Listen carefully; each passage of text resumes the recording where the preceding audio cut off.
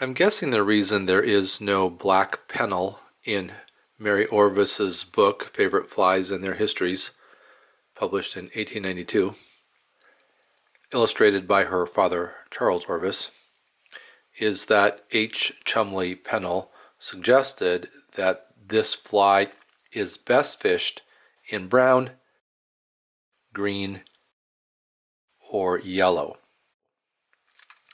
There are illustrations of a brown and a green and a yellow pennel in her book. I'm going to tie Pennell's fly in its black form. I'm using a number 14 nymph hook. I have black silk thread. I'm going to be using this pheasant feather for the tail. The current recipes called for golden pheasant tippet, but I don't have any of that, and I get the same sort of effect with this pheasant feather that's got the black tip in it.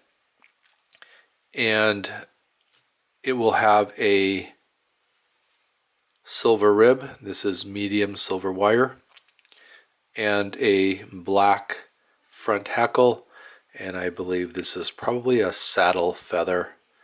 It's from a bag of black feathers that I bought at a craft store. So I've laid down, or not laid down a base, but just tied in my thread, and then I'm going to tie in my tail on top of it. For the tail, I have clipped out the center of one of these feathers. So I just clip it here in the center and take out the middle piece, and then clip it long enough so that I have something to tie in with, and I have this V shape, and I will just pinch those together, actually measure them the length of the hook shank, and I want to get a feather that I have enough of the red showing, or brown, red pheasant, brown, with that black tip out in the back. So measure and then wrap, and I'm going to hold that on the front side of the hook shank as I wrap it. That will take it up on top of the shank. Now, one of the principles about the fennel fly is that it has a narrow, simple body. So just the thread in a simple cylinder. It's not even tapered. I'll tie in that silver wire and wrap, touching wraps up over the silver wire. Yep, I got ahead of myself here. I need to clip out this extra.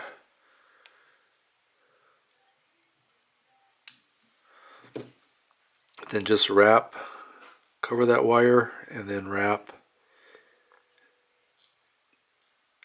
just with, this is a 4/0 silk thread, up to where I'm going to tie in the front hackle, and then spiraling wraps with silver wire.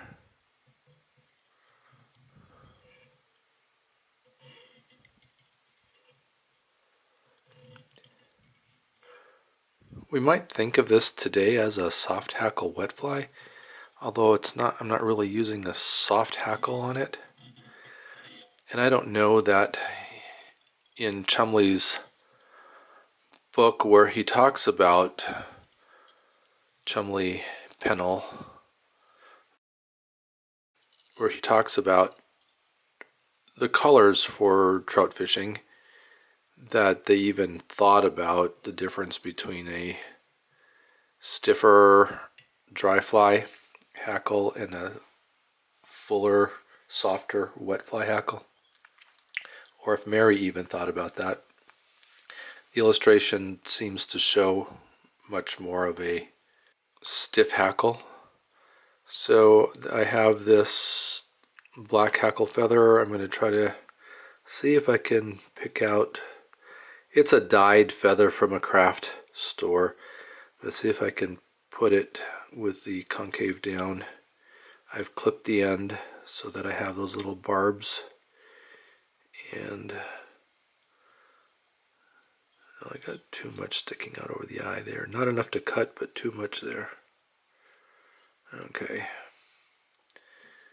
And then just wrap that. It's also one of the principles in his flies was that the hackles are sparse, which is much what we try to do with a soft wet hackle. That's probably enough.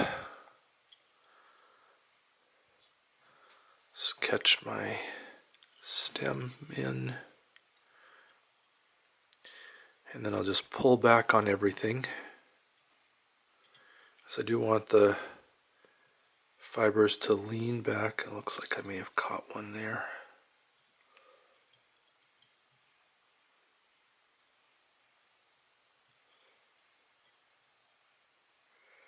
Okay. Wrap up over that stem, create the head, and then I can put some tension on my thread, grab that stem, and hopefully snap it out. There we go. So very sparse. H. Cholmondeley-Pennell insisted that this fly had a sparse front hackle. So I'll whip finish that. And I have seen instructions for this fly and recipes for this fly to be tied anywhere from a 12 down to an 18.